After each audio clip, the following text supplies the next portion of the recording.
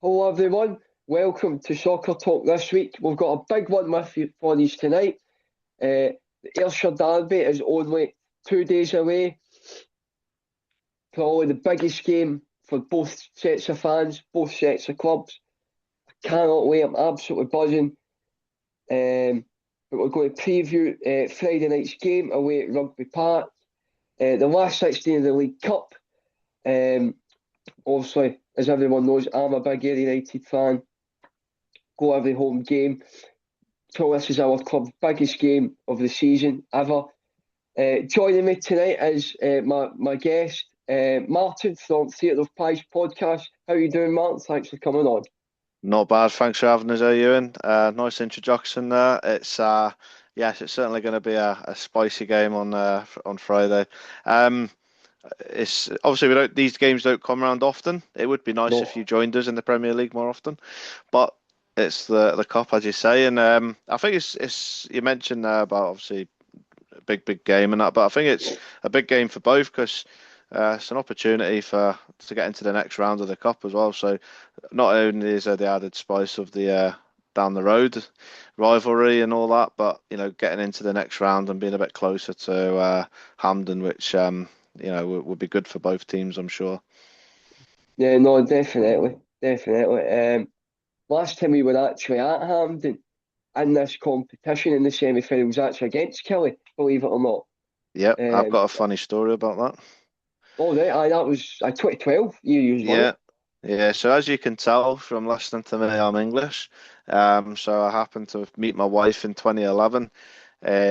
Got to sort of know that Kilmarnock was the team of dads from Kilmarnock and all that. So I made the decision to move up to Scotland, and here I am supporting Kilmarnock. So English team is Shrewsbury. So I'm not known for having success. So following Kilmarnock seemed to be the right choice. But having said that, my first actual live game watching Kilmarnock, funnily enough, was at Hampden in the cold, and it was a horrible game, won in extra time by Shields. But yeah, Dean Shields also got the winner, and that was the best part. But yeah, that was my first ever game in Scotland, and then obviously I went to the final and thought, this is great. Rangers have been demoted. We're the best, second best to Celtic. But yeah, it was yeah. So that was my first ever game. That's a class story. That was the chances of that. Your Right. first game was Ayr. It's Yeah, mental. I know, So and I've asked, I didn't even know the rivalry at the time as such. It was just, and then you realise, and you're like, wow, this is good. uh, no, because I was going to ask you what actually was your first memory of playing us. I was going to ask you that as well. There So you go. leads on to It that question. can't get better than that. I mean, the first experience of Somerset, funnily enough, is I've got friends in Kilmarnock, and I've got friends, one or two others that are United fans who have the good old banter of being English and a Kilmarnock fan. So you can imagine how that goes down my neck of the woods. But with them lot. But so anyway, I went to I think Rangers were obviously in the second division and they played United. So I went to Somerset to watch that just for a few beers and that, and I was like, well, I don't like being a this is uncomfortable. So there's a dark secret there slipping out. Many fans will never. That are not Kilmarnock fans will always let me know. They'll always tell their fans, "Oh yeah, you went to an A United game," but I was purely there for the drink when Kilmarnock weren't playing that weekend. But my first ever experience of Somerset was when we played in the Championship season. I missed the 1-0 winner, that one, but it was the 3-1 win where Oh, I mean. I thought we were going to horse you about 7 or 8 after that start, but yeah, I mean, that was renowned for the Kyle Lafferty screaming episode. yeah, But but yeah, aye. that was my first experience of Somerset. I didn't go to the cup game that we lost as well. I watched that on the telly, and that was Alan Power's debut. But yeah, so I've seen relatively decent success. The only defeat I think was the one, funnily enough, the last time we played at Rugby Park. Keep it Um, up, yeah. and I thought after we lost that game that was our chances of being promoted over because yeah, we just weren't in a good position. But I actually thought that night. 2-1 was being kind to us. I think you should have beaten us about 3 or 4-1. I remember a certain Tommy Adabolia, I think his name is. Adelaide, Or Tommy Adol, Adelaide. he didn't do much of his career afterwards, but he certainly missed a few that night. He was like prime Drogba. It was like I don't Yeah. know if we just made him look better than he was, but he certainly should have scored like a few. Anyway, that's all I remember that game. I was going to say, because Adelaide missed an absolute sitter that night. I remember that. And I Aye. think who else? I think did Maxwell or McInroy miss a big chance as well. We That's went 1-0 up early doors, and then that was it. Like, we thought we were going to beat you, and then, like you say, you come back and won, and it wasn't a pretty game. no, it definitely was. Like you scored early, and then James Maxwell equalised about 5 minutes later, and then Redden scores that absolute screamer in the last 10 minutes. Aye, Paddy Redden. That was some night that game up at Rugby Park. That was last time we went to Rugby Park. We went there and won. Uh, last time Obviously, on plastic. yeah, aye. And then the last League Cup game or the last cup game against each other was July 2017. Obviously, we beat you at Somerset. Andy Geoghegan scored the winner. I mean, what a night that was! I still get the picture up in my house. Um, but it it's actually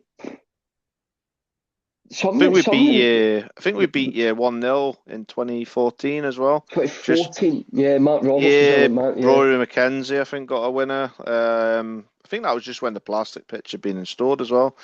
I think that was the Um, first season. Yeah, that was the first season, so we beat you 1-0 in that one. So that was about it, really. The games I can remember anyway. yeah, yeah. Again, me growing up as an Ayr fan, I've only seen a couple of derbies. Obviously, the year in the championship, you had. I think this is maybe our fourth time playing these in the cup. So yeah, about 8 derbies I've seen. Uh, but I've seen us win two. But we played each other twice. I think the last 2 seasons we played each other in friendlies. Obviously, we played these when we opened the new stand. And we played these Rory McKenzie's testimonial as well. Yeah, that's right. So obviously the 1-0 winner last season. Mm. And then the season before that, I think it was 3-2. 1-3-2, yeah. McCrory made his debut and had a bit of a mare. I think in Yeah. actual fact, Stain just scored in that match as well for you. He did, yeah, he And did, then he aye. moved to us obviously last season. So yeah, there's I'd always say though, like apart from probably the 3-1 game, where even though it ended up being 3-1, in terms of how we played that night, all the other games have been fairly close. Obviously, we beat you Huh? 2-0 when it was still COVID restrictions and that. But even then, it was a tight affair and it was the Yeah. second half. But we haven't. There's never been like a time where I've seen Kilmarnock and we've absolutely hosed you and knocked a few past you and that. And I think that's the way it could potentially be on Friday. Well, I agree. I was going to say there's never really been a derby where Killie have battered us. There's never Mm. really been a game we've walked all over this. Killie, they've always been tight games. They've always been very, very tight games. Um, Again, I think Scottish football needs derbies like ours. I think they could do with the Ayrshire derby. And I'm glad it's on the telly as well. Also, I'm going to the game, but good to see Premier Sports have picked it up, which Yeah, is brilliant. I agree. I was saying this on a podcast I was on Friday. There's Lorenzo, Celtic fan, and Murray, a Rangers fan. So they do a podcast together, and we were just talking about like the game and ticket prices and just all sorts of in the build up to the Celtic game there. And one of the things that was actually making the league a bigger league, more attractive league, and can you imagine having a league where you've got like obviously the usual like your Rangers and Celtic, you've got the Dundee derby, Yeah, you've got the Edinburgh derby, but then you throw in the Ayrshire derby. That's more of an attractive watch having that twice a season than just having the same old ones churned out. So if you had a yeah, bigger league, I would be putting yourself in there. I like Sir Dunfermline as well. Again, yeah, their derby and rate. There's so much potential in the league. So I agree, and I think it is good that it's on the Friday night as well because I do feel as though if it was on a Monday or something, it'd be about or a Sunday. But in fact, it's on a mhm, Friday. Starting the weekend, I think you'll get those people that maybe are thinking about, oh, I don't know if I'll go or not. They'll probably go along. yeah. No, definitely, definitely. It's going to be great for Scottish football. Really, it's great for the neutral as well. Because Aye, I've heard a few other football fans who don't support either Kelly, like you said. They've all said that they're looking forward to Ayr Kelly. it's a game we really want to watch. So I know, look, I'm buzzing. We've sold over 2,500 tickets. We'll be gathering near enough the whole stand. So it's going to be a big air support there. I'm guessing you've probably sold out your home allocation. I'm To be guessing. honest, yeah, I heard that you should be getting at least 3,000 coming to us, so that'll be a good away Yeah, following. And usually, I got to be honest, United never usually sell really well in the past with us. I think that 2-1 game was only about 1,000 fans there, which was quite poor, considering it's a yeah, derby. But I think that's different with the cup. With ourselves. It's hard to tell really because the optimism and that was there with Neil McCann last season, obviously keeping us up. But the way we started in the League Cup and scraping through essentially, and then the league games, it's really hard to tell what crowd we'll get. But you'd like to think there'll be 6, 7,000 of us, and there'll be a decent crowd of 9.5, 10,000 in there. But it just all depends. Like sometimes it can be stuff like the weather putting people off, or finances and that. 'Cause it's still quite steep, this time of the season. So, like I say, hopefully 6, 6.5, 7. yeah. I know it should be within about 6, 7,000, but it'll be a cracking atmosphere. Oh, I Hopefully, we'll all be 100%. bouncing. What I will say about Rugby Park is when you get that crowd of like 5,000, 5,500 Killie fans, and see, even I've noticed when you have that extra 1,000 fans in the ground in a big game, it's such a big difference. So even whatever the crowd certainly will be the biggest of the season, it'll be a massive one. So I do feel as though regardless of what the crowd is, it's going to be a great atmosphere from both. And obviously the way you started the season, yeah, you'll be quite, I would say, optimistic going into the game. Obviously there'll be a bit of caution because naturally looking at it, 9 times out of 10, Kilmarnock should be beating there, a bit like Celtic should be beating Kilmarnock, but we all know it doesn't work out that way. Kilmarnock No, have beaten Celtic in the past. There's no reason why United can't go there and cause an upset, and that's me being realistic. But at the same point, I think we do have enough about us to get past you. But that's at the end of the day, it's a cup game, so it's yeah, rivalry. yeah. Anything can happen. That's like cups are made for upsets. 100%. They're made for And upsets. hopefully it's not at Rugby Park on Friday night. uh, hey, look, you're right. Anything can happen. Again, this is what I'm saying. Out of probably all the Premiership teams we could have got, I think Kilmarnock's probably the best draw we could have got out of all the Premiership sides, in my opinion, with the way Kilmarnock are playing now and the way we're playing now. I think what's going to make it a different game on Friday is the fact that you're now playing in grass as well. I think that's going to have a big factor in it as well. Um, why should we not go to Rugby Park and have a go? Why not? We're getting into this with a lot of momentum. 6 games unbeaten under Gary Smith, playing really well. Um, we done 12 out of 12 in the cup group. With a bit your hand off for that. We won our first league game at home to Arbroath, got a point away at Dunfermline, which is a tough place to go, notoriously. So the team's playing really well. So we're coming into this with a lot more momentum. We've won at Rugby Park. We've beaten Killie before. We've already beaten Falkirk away from home, get a clean sheet, who were top 6 last season. I don't think we've got much to fear. But no, I really do fancy. I really do. And I think probably out of all the Premiership teams, I think Kilmarnock's the best draw we could have got and probably one of the more winnable ties, I Aye, would I say. think I think if you're in a I mean for us it's favourable because we're at home. Oh, of course. Um, I think if it was away, we'd still be fine. But I think we're at home. You're right in what you say about the league form, but I would also say that we've been a bit naive with the way we set up. We probably haven't got the players fit enough yet in certain games to play the way we want to play. Um, Hopefully Neil McCann learns from his mistakes with the defensive side of things, but I feel as though the diamonds that he plays and the way he wants to attack and play suits us better when we're going to have more of the ball. Because I think at times we are going to have more of the ball naturally. But I think, Naismith's quite pragmatic in his approach and will obviously treat it Mm, as a game where it's all going to be played in percentages as well. And I think Naismith's a very good appointment for you. I think he's someone that was earmarked by a few Kilmarnock fans when he was doing a great job at Stenhousemuir, which is a credit to him that he's been noted by clubs in the Premier League. The fact that you've got him and the way he started isn't a surprise. So, you're right. You should be going in with confidence, but at the same point, us as a Kilmarnock fan should be confident enough that we should be able to oversee you as our rivals, but also being the championship team. Let's forget about who you are. It's rivalry. Just the fact is what I was saying before. It's championship team at home. We should be looking to win that regardless of whether it's or Broth, whoever. But I think having that added spice, it's going to go one of two ways because obviously there's a lot of new players. It's about understanding what the rivalry means as well, and obviously I think the fans will have a big part to play both in the home and the away end, and how they react to a goal going in as well. And I think the fact that you're bringing a very big crowd down will be interesting. But what I will say is St Mirren have brought a big crowd down the last couple of times, and we sort of treat that as a rivalry, or they do over us, should I say.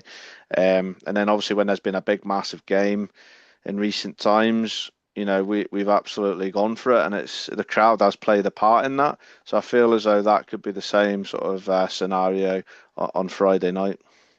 Yeah, no, 100%. I agree. Definitely will. Going into this game, obviously, you spoke about Kilmarnock being a bit naive defensively. Also, you've conceded 9 goals in your first 2 league games. I watched you against St Johnstone and I watched you against Celtic at the weekend. And don't get me wrong, yes, I thought Killie are a bit of a mess defensively. I would 100% agree. I think it's a very open defensively, but I think Killie are very dangerous going forward. I thought Killie played some really good football at times. I thought they really pressured Celtic. Yeah, no, I'd agree with that. I think the problem is the way I would describe us at the minute is we're a top 6 attack but a bottom 6 defence. Yeah. But we can't get that balance at the minute. And I think if you look at the goals, even last season, they were. I wouldn't say St Johnstone and Celtic have had to work hard for the majority of them, and sometimes it's down to a lack of inexperience because that's what we've lacked at the minute is leadership at the back. Now, one thing that will be a big difference is Robbie Dees is back in the defence for Friday night, which we've really missed, that sort of leadership and that sort of a bit of communication along the back line. So I do feel that gives us a massive advantage already. But we're missing someone like a Kirk Broadfoot or a Stuart Finlay or someone with a lot of experience now. Kirk Broadfoot, jokingly, I said maybe he should just start because he's our coach now and he could probably do a bit better. But no, we're missing someone of that ilk anyway, that just knows where to be, right position and that. So yeah, but in attack, I would say Celtic game, we were 1-0 down after 60 seconds. You don't leave a Champions League striker unmarked at the back stick. He's going to score. It's just diabolical defending. But then for 20 minutes, I actually thought we took Celtic to do. Yeah, we took the game really well. I mean, we had 4 or 5 good opportunities to score, and I said to my mate, I said, if we don't score, I said this will cost us. And obviously, we were just so poor. Like you said, we were very open. And then, I mean, the 4th goal, it just, the keeper may as well just turn around and put it in for him. It's but we're asked to play a certain way, and I don't know, you'll probably agree with me, but Stanger for me isn't a player that can get the ball and play from the back. He doesn't look comfortable enough doing that, and he's been asked to do stuff that he's not used to, and the same with the goalkeeper. And there's times where you've just got to get rid or do what you do. You're a central defender. We're not bloody Real Madrid, like as much as we'd like to be playing this great football. I don't mind if you're playing football against AU, because I don't think you'll press the same way as Celtic or against St Mirren. But when you're playing your big teams, you kind of play like that. So I think it is about being pragmatic, and that's why I talk about Naismith. I think he'll be pragmatic in his approach, where I think he'll play to your strengths against us in a different way to say he would play Arbroath at home. Yeah. Oh, yeah. Well, Naismith did that against away at Falkirk. I thought he approached the game very pragmatic. sat in a bit of a low block, I would say, Aye. and we had to fall cut the counter attack a couple of times, and it worked. It worked really well. Uh, Probably our strength with this Naismith team is we've actually got balance. I think we're very sound defensively. We've got a very good goalkeeper. But going forward, we've got a very, very good attack. Don't get me wrong. Going forward, we've got some very, very, very good footballers technically, but they are a wee bit lightweight, the likes of Kenzie Mitchell. But again, they're very good at taking on fullbacks. They scored goals. They're very good at creating goals. They've got Owen Sturton up front, whose movement's second to none. His position for the striker's terrific. But defensively, and even in the midfield, we've got Reece Lang, middle of the park, who's very good at doing all the dirty work. But he can break up the play very well, and he can start the attack at times. So I think probably our biggest strength probably would be in the midfield or up top. That's why I'm feeling a lot more confident. And the thing you said with Stanger is, you're right, Stanger for us, he's a very, very good defender. He's big, strong, physical, tall, very quick. I loved him, played every minute for us. Stanger, really consistent, but on the ball, he's not the best. But what I would be saying to our front three, Taylor or Sturton, whoever's up front, I'd be telling them, whenever Stanger's got the ball, go press him, go chase him down straight away, because he will panic, and he does panic on the ball quite a lot.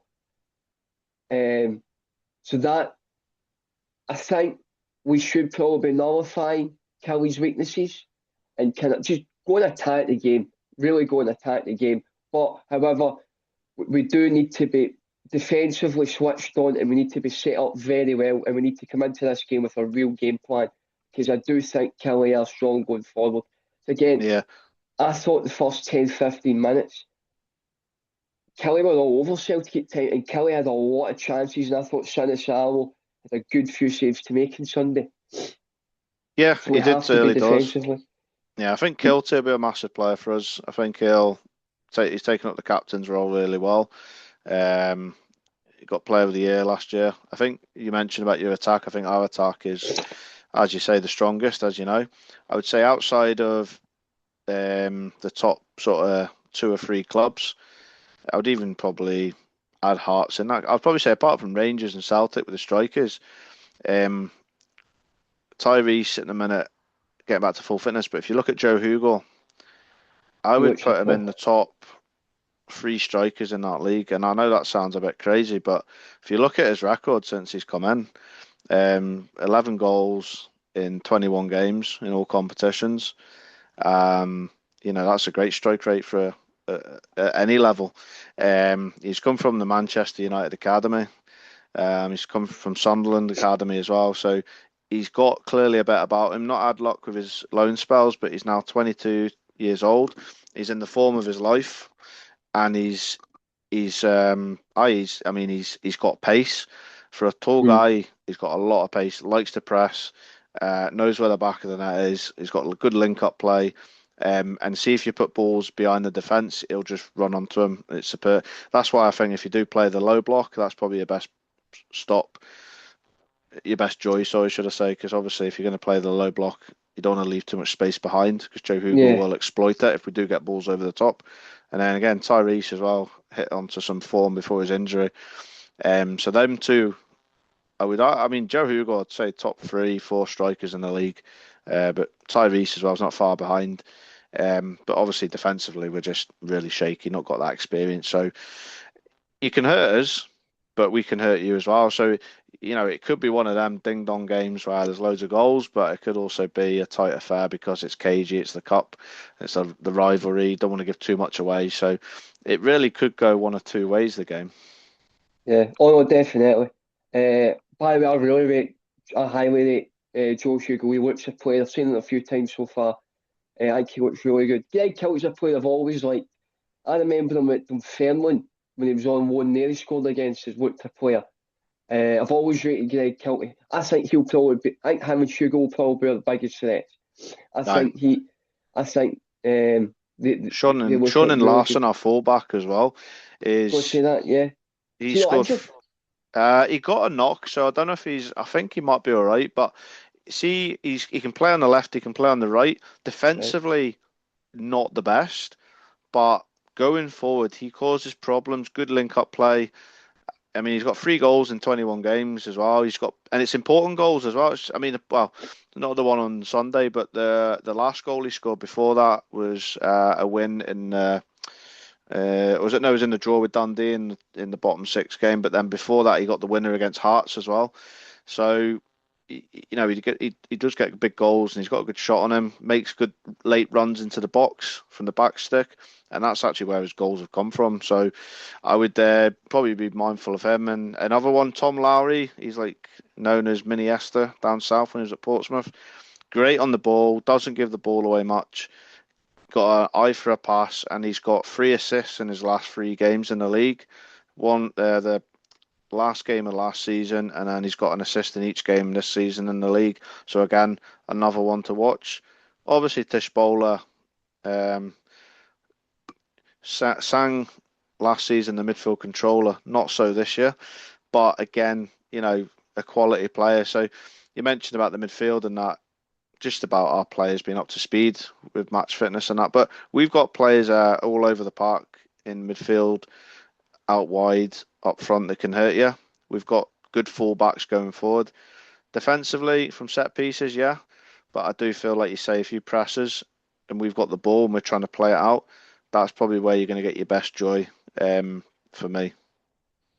Oh, definitely. Well, we've got Ross Taylor who can play out wide. Workhorse, absolute workhorse. Absolute rapid, good in the ball again. Very good at taking on fullbacks. Um, yeah, I think we will get a biggest joy from playing out from the back. You've got Ross Taylor, Kenzie Mitchell again, workhorse again, very good pressers, rapid as well, very quick. Mark McKenzie, another one, a player you'll know quite well. So that's what's probably created most of our chances and most of our attacks have all came from quick pressing, getting after teams. That's probably where we are most dangerous defensively. Um, so I agree with that. That's why I'm saying I think we should be attacking Killie from the get go. Ross Taylor, the player that we signed from Stenhousemuir in the summer, obviously Gary Naismith knows him well. I think he's in the team of the season for League One last season. Obviously, he was part of the Stenny team that won the league. 2-3 years ago, he was playing for Auchinleck Talbot before he was at Stenhousemuir. Less said about Auchinleck Talbot, the better for you guys. I know. Tell me about See, if we're playing the it. game now, we'll beat you because you haven't got a great record there. But I don't want to I talk remember about that that game. game. Go on. Aye. Less said, the better for you guys. But nah, hey, we've all been there. We've all had our cup defeats over the Well, years. So, see, that's what I say about the cup. aye. Uh, Well, look at that's what I mean. Look at Darvel beat Aberdeen. Things can happen. But no, I'm. You know what? I'm excited. Really, am excited for it. And why not? And I said this to her on Friday again. I keep touching back to that podcast I was on Friday as well. But I was like, I was quite optimistic that we could get a draw because I know that the squad's good enough to get a draw against Celtic. I didn't think we'd beat them. And Celtic didn't show the signs that they showed, but we were makers of our own downfall as well as them being really good. But I did say, look, I'm like, if any Kilmarnock fan can't get excited for playing the champions at home and then no. having the Ayrshire derby 5 days later, then you're in the wrong league. This is what you fans want to be doing week in, week out, Yeah. is having those big games and that. And as much as there's that rivalry and all that, I would generally be buzzing if you did go up, but I wouldn't obviously be celebrating it. But secretly, I'd be like, there's 2 games to look forward to. Well, 3 games, maybe 4 games to look forward to. And that's what it's all about, isn't it? Yeah. Is having these games and that. So I suppose it's more special at the minute because they don't come around very often. And I get, and I suppose Kilmarnock fans will say, oh, it's like your cup final, and in some ways, I suppose it is. But at the same point, you started the season really well. and there's no reason. I honestly don't see us hammering you 3 or 4 nil. I actually predicted on my podcast on Sunday, which was to the disgust of the other two on there, that I saw it's going to go to extra time. So I reckon it'll be 1-1, but I reckon we'll have enough in extra time to beat you 2-1. I think the fitness will tell, and just the sort of the quality in extra time will finish you off. But I do feel as though we will be sitting there a bit longer than the 90 minutes. Yeah. I mean, my heart couldn't take extra time. Honestly, oh, God knows how I'm going to feel if it went to extra or even penalties. I hope it didn't go to penalties because Kilmarnock have got the worst in Scottish history for penalties. I think it's like 19% win rate. To be fair, our record is a hit and a miss. We're hit and a miss with penalties. We're 50-50 with penalties. Again, I'd back us to win penalties. I probably would back us, I but would back you to win penalties. That's why I don't want it to go to penalties. I dread it if it goes to penalties because I may as well just walk out. You know, I'd rather not watch it and we went through than stay there and watch us lose, because that's exactly what would happen. So I was going to say that. Yous lost the quarter final last season penalties to St Mirren. St Mirren, and then we won a penalty shootout against Raith Rovers, but then which was the first one in a while. But then we lost to Peterhead and that. So and the league phase was terrible. We just couldn't finish. But I think it's because we were playing at Auchinleck and it's a lot narrower. Teams are playing the low block and that, and we only just won in the last minute against Elgin. So nothing really to shout about. And I think that's what's dampened the expectations a wee bit with me. Whereas others are still quite optimistic that we're going to go in and beat you 2 or 3-0. And don't get me wrong, I'd be bloody delighted if we beat you 2 or 3-0. Of course I would, but I'm putting my realist sort of head on here, and I like I say, I do think we'll win. I can't say we're not going to win, obviously, and I'm sure I wouldn't expect any less from you. But I do feel we'll have enough to beat you, if I'm honest. I think it's going to be a very open game. I think it'll be an open game. I don't think there's much between the both teams. In terms of like the form, no. I think in terms of quality, yes, there is. We have more, but quality doesn't win games. It's all about form, and it's all about how you approach the game. And I think if you look at it in that respect, then yeah, there's not much at the minute. Quality, we've definitely got more than you. I'm not sounding arrogant when I say that. We just have. But the application, it's like when you have a great footballer who's got bags of brilliance, bags of quality, but if he doesn't apply himself the same way, then he's never going to last in the game. Whereas if you've got someone who's maybe not as good, and I'll give you an example of that, someone like a Rory McKenzie, who's going to turn up for you and he's going to do his shift. He's not as quality as some of the players in that squad, but if he doesn't, but he always applies himself day in, day out, and that's why he's still with us now. The same as like Chris Burke, a role model, so that's the same sort of way in terms of like when a team approaches a game. You can have all the quality in the squads, but if you don't approach it with that mindset that if you think the game's already won, or you think that this will be a walkover, then you're already a losing battle. So it's about approaching it the right way, and I think that's what we need to do. As long as we approach it the right way, we'll be fine. Yeah. Oh, same for us. We're the exact same. We're a away team. We need to go there, approach it the right way. We need to have a game plan. We need to be solid defensively. We need to be well set up. That's crucial for both teams. But what I was going to say is, derby games are very rarely won on quality. They're pretty much won by who wants it more. That's how I see derby games. Who wants it more. It's about who steps up and wants to be a hero, right? And there could be a player in that squad now that will maybe score, get the winner, and play another 10 games, get injured, never play for Killie again. But he'll be a legend, and he'll be thought about and talked about, especially if you go on and win the cup. You'll be like, do you remember the year we won the cup, or do you remember the year we got to the final, or do you remember the year we beat Ayr United? It was such and such that scored. Yeah, I remember that, and that's what it's all about, isn't it? And it'd be the same for you. You talked about, was it Andy Gagan who scored for yourself and that? goes down probably as a hero down in your part of the Ayrshire. So it is really about stepping up and being that hero as well, and having that sort of balls to, yeah, just take your chances and that. And I think it's great. It's great for the fans. It's great for the neutral. It's like I say, it's great for the players. It's just it's going to be a great buzz on Friday, and I'm looking forward to it. And even just talking to you, I'm getting a bit more excited just thinking about it. And it's great that sets of two fans here can just talk about it in a calm way. But oh my God, I'll be giving you powders when we beat you, and I'm sure you'll be itching to do the same if it happens as well. Yeah, no, don't worry. I'll be doing the same. Don't worry, Mark. No, I've got a lot of Killie. I've got a lot of Killie pals, so don't worry. I'll be getting on to them as well. No, Uh, it reminds me of my mate whose nephew's he's a St Mirren. Sorry, he lives in Paisley, but his dad didn't really get into football, so he followed Neil, who's a Kilmarnock fan, and he comes to all the Kilmarnock games, and he then right. goes into school in Paisley the next day, and especially after the beating St Mirren, it's brilliant.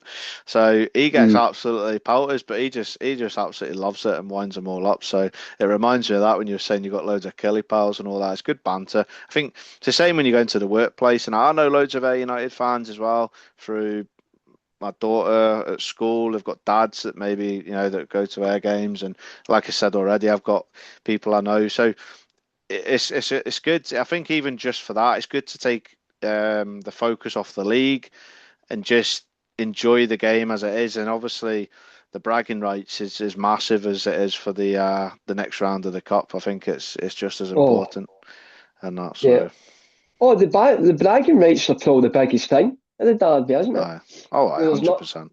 There's nothing sweeter. Just going to wind up your pals and you giving out all the snipers.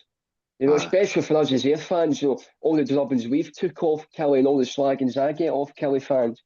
I mean, I always hear the saying that we get taunted at is one fuck all, never will. Which, by the way, we have one fuck all, never will's a bit harsh. But I get that saying to me all the time. One I fuck love all, I never love I will. love putting it in my tweets at times. It's great. It's good. But you know what, right? That's That's what it's all about. It's all yeah, about banter and that. See, as long as you keep the banter to the line and you don't go over that line, then and respect each other as well, like this, then it's great. But it's a bit like me. I obviously have the whole England Scotland debate with people and that, so I'm used to the slaggings and it can sometimes get a bit over the top. But like I say, it's all good fun majority of the time, 99% of the time, and yeah, so I'm certainly looking forward to it, as I say. oh. No, it'll be a great occasion. I'm absolutely buzzing for it. Well, be a really good game. No, I just want to touch on something quickly. Also, Ayr only get into this. Ayr only have two injuries. Also, Scott McMahon, big miss for us, but I think Watchett's done well in the right back position, covering for them as well. I think Liam Dick's been superb. I think our back line have been excellent. All the new signs haven't looked out of place. Kelly get Kelly get many injuries coming into this. So Gennaro Daniels has just stepped back on training, but he's been out for 10 months, so you won't be seeing him. Um, Scott Tiffany, I don't know what the hell's happened to him. I don't even know what he looks like anymore. Um, I think he was playing at East Kilbride in the Challenge Cup last night. Yeah, But yeah, no, in terms of injuries, Shannon Larson should be fine. Dees is back from suspension, so he'll step straight into that defence. Probably in the place of Waifeko, maybe the new boy. I think Stanger gets the place just because of the experience of having played for Air and yeah. maybe having played in the championship. So he'll know maybe how to handle it better than Waifeko. So I think he probably gets a nod, and then the fullbacks will probably be Brandon and Sean and Larson. I don't think there'll be too many wholesale changes from the weekend, but then again, it wouldn't surprise me if there was maybe three or four just to freshen things up. I think Stryak will still keep his place in goal because he did stop it from being about 10 at the weekend. So yeah, I'm just trying to think of other injuries and suspensions. I don't actually think there is. So yeah, no, I think it'll be interesting to see who's selected though. We don't quite know yet I would say like the likes of Bailey Rice, Mark O'Hara, Yeah, sort of still catching up on the fitness. Hence why you've not seen him start yet. But maybe the likes of O'Hara might be a good game for him to start with, just to have that experience and even to give him 60 minutes. But yeah, other than that, not too much of a change. aye. No, I can't see us making any changes. We've not made many changes in the last two league games, but I can't see Naismith. I think Naismith might maybe go with the same 11 that played against the Fairmont at the weekend. But again, the team's playing well now, so I don't think he'll be making too many changes to the starting lineup. By the way, Harry Stone has been absolutely terrific all season so far. Made a huge save on Saturday. What a keeper! He was brilliant with his last time, but great. I'm glad Gary Naismith got him back in the summer. Um, yeah, no, Gary Naismith and Neil McCann both played with each other as well at Hearts. Yeah, that's right. Yeah, I went to the Killie Trust meeting with Neil McCann, and he was talking about the Ayrshire Derby, and someone at the front said, "You've played in the Rangers Derby, but you've not played or managed in the Ayrshire Derby, so this is the best one yet." And Neil McCann was like, "Right, I'll be looking forward to speaking to my pal on the touchline." So obviously he Yeah, was referring to Naismith, but yeah, he actually spoke highly of Naismith and that as well about his playing career down at Everton and all that. So, yeah, yeah, no, he did speak highly of him, so that was interesting. But he is obviously he's your manager, but he has done a decent job so far in his and that. So he seems to be yeah, getting a good name for himself. And if he does well for you this season and gets you promoted, then he's really is someone that could be hard to keep of going forward. So as much as you want to get promoted, Naismith might see yourself as a stepping stone to a bigger club as well. No disrespect to yeah. you, but No, no, um, of course. and you are a smaller club than Kilmarnock. Just wanted to add that in for the people Kilmarnock listening. Aye. Oh no, I know I'm being too nice to you. I can't be too nice. I've got to throw a no, dig in, man. I'm trying to be neutral as possible on the podcast, but I've got to have my dig. Come on, you got to respect no. that. Got to take it. You've got to respect that. No, look, just wait till we get to the Premiership one day.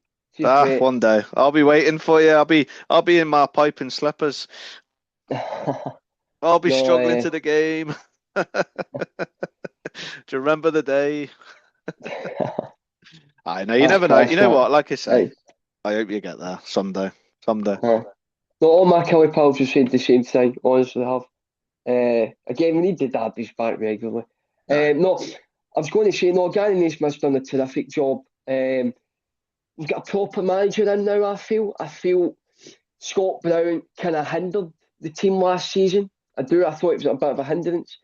He struggled to get the best out of players. I feel Gary Naismith is getting the best out of players. I think every new sign that's been made this summer's hit the ground running. Not one of them have looked out of place. They've all been terrific so far. So I think you've got to credit Gary Naismith. I think that's his man management. I think it's been terrific. Him and Brown Ferguson have done really well. And he went up with Stenny on a part-time budget. But Neil McCann, on the other hand, I just want to say this: there was a lot made about his appointment last January after the mess with Stuart Kettlewell. I thought he'd done well Oh, last season keeping yeah, these up, well. but I it's been can't. Well, that's a fair. I don't cheat. Aye. Well, we get Ross County relegated as well, so um, He's the Goth, the Messiah. aye. But there's a lot made of it. Neil McCann when he came in. He obviously had been a manager's job for a while. But he's had a bit of a slow start. Now, I read a few things after the Celtic game on Sunday. And I'm hearing, and it's crazy, I'm hearing a few Killie fans going, if he loses to Ayr, they want him gone, which I found a bit mental, but it just shows how fickle football fans are. Just gonna say that's the difficulty in football, and every club Yeah, has them. And I think it's just an overreaction. I think I think because it's United, it's even won against St Johnstone and even and then got smashed by Celtic, and then going into this game. It'll be different, but I think because we've lost the first two, and I think there was an expectancy by fans that we should have got something in St Johnstone before a ball was even kicked. A bit like what I was saying before about that whole approach and that. I think we just got to be mindful that we got to remember ourselves who we are in the pond that we're playing in. So maybe even my prediction of being sixth this season is over ambitious, but I think you've always got to try and be a bit positive when you're a fan and want to be in that position. And I think we are more than capable of getting a top six, but I think it's probably why I think the way we ended the season and the sort of promise of attacking football, I think that's maybe why, because of how bad we've been defensively and McCann not learning his ways from Dundee, because I think that's what cost him his job at Dundee all those years ago.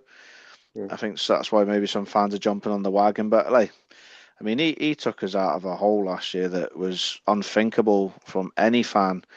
You ask any Kilmarnock fan that when Neil McCann in, they weren't even keen on the appointment, half the fans.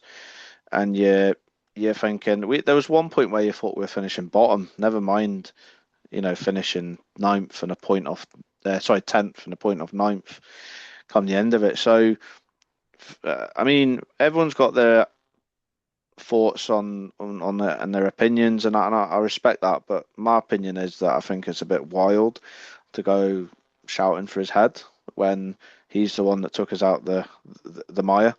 And I think that, yeah, okay, it wouldn't look great, and it would be a really sore point and a really tough time as a Kilmarnock fan. But I think, Neil McCann's got to be given a chance. And yeah, he will lose a lot of credit because he had a lot of credit. He's got a lot of credit in the bank at the minute. But on the flip side of that, if he beats United, then we're back in the driving seat again when, things are looking a little bit better in the next round of the Cup. And then we've got to then look forward to the up-and-coming league game. So I don't think it's justified, to be honest. Not just yet, anyway. Yeah. Aye. Yeah, no, too early in the season, I feel. Oh. Yes. If it's Darren McInnes and Rangers, it's understandable, but not Neil McCann. I actually I got home right and I seen Darren McInnes' face as Hibs scored, and it just cheered me up a wee bit. See, there's a lot of Killie fans still angry with Derek McInnes leaving. I don't think it's angry. I think it's more like joyful now, just because of the way he left and the way it was. And then he's obviously left Hearts the same way. And it's just what Derek McInnes does. He has his media darlings, and he just, I mean, honestly, apart from a good spell at Aberdeen, I think he's overrated. I really do. I don't think Derek McInnes is what's he actually achieved? He's only won one cup, so that's, yeah. What's he actually achieved? He, one cup with Aberdeen, and yeah, he nearly won it with Hearts last season. But let's face it, they were in a position where they should have not taken it to the last day. They were playing us and St Mirren, where they lost big games. So, but yeah, it was interesting seeing Derek McInnes. And it's funny you mentioned Scott Brown there, because I thought at his time at United he must have found a few good Turkish barbers. The way that hair was growing, it looked alright. A different Scott Brown to the one we remember playing. His hair was terrific, and still is. That's the only thing that went up in his time. Oh God, Jesus! I mean, he started off all right. He started off brilliant. Well, he had us in the title race. He had us in the title race his own full season, kept us up. Last season we were very inconsistent, but again, look, I think we've got a proper appointment this season in Gary Naismith. And to go, we're now 7 games into his reign. We're 7 games unbeaten going into a derby. I've never felt this momentum going to Rugby Park. This is the most confident I've ever felt going to Rugby Park, ever. We're getting into this game against 7 games unbeaten, 12 out of 12 in the Cup, and to go, sitting second in the league after the second week of the league season, you would have bit your hand on it, and you're going to Rugby Park with 3,000 behind you. You would have bit your hand off for the start we've had. And again, the thing that pleases me is, it's the first time I don't really feel disappointed over any new signings. I think all of our summer signings, we've got a new team this season, I feel. We've got a new team, a totally new team. we've signed a lot of players from League One. Aye. But there were good players in League One last year, so we've recruited well. But look, I've never felt this confident going to Rugby Park. Right. We've only got 5 minutes left in this podcast. We'll quickly I'll give you a few questions, Martin, Yeah. before we Okay. head off. No worries. So, this is a new segment I'm going to start to this podcast now from now on. So, can you name me 5 players that have played for both Killie and Ayr? Jack Sanders. Yeah. Who's the guy? Hang on, 2 seconds. Kerr McEnroy. Yeah.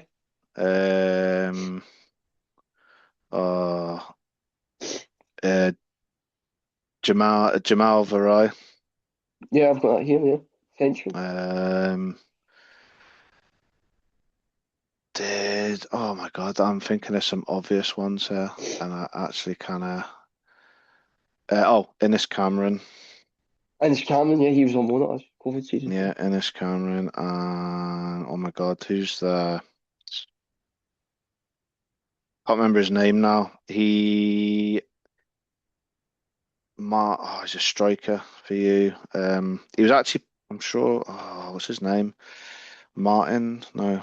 I can't remember. Oh, this is a bad one. I can't remember this one. Jack Sanders. I'm just trying to think of recent ones as well. Kerr McElroy, Jack Sanders, because I always send people on loan to you. Aye, that is true. Oh, for the most obvious one, Stanger. Oh, Chelsea. Yeah, that's good. That'll do. That's brilliant, Martin. That's brilliant. Right. So since the last time Ayr and Killie played each other was 2021-2022 season. March 2022 was the last game. Yeah. So flashback to now in 2026. Each team Ayr only has one player that played the last derby that's still at the club now. Will be playing on Friday. And Killie have only got one player that's still at the club now currently that was still there last time. Yeah. So Rory McKenzie scored the opening goal, yeah. After 3 minutes, and one at Ayr United. Yeah. Did you say? Yeah. Ooh. Let's have a think. No, he's too young. I'm thinking of that right back, but he's too young for you. No, watch it. No, he's too young. Let's have a think. Who's he wasn't there, surely. I'm just trying to think now. Because your goalkeeper was, I think, Adams that year. He wasn't in. McAdams, yeah.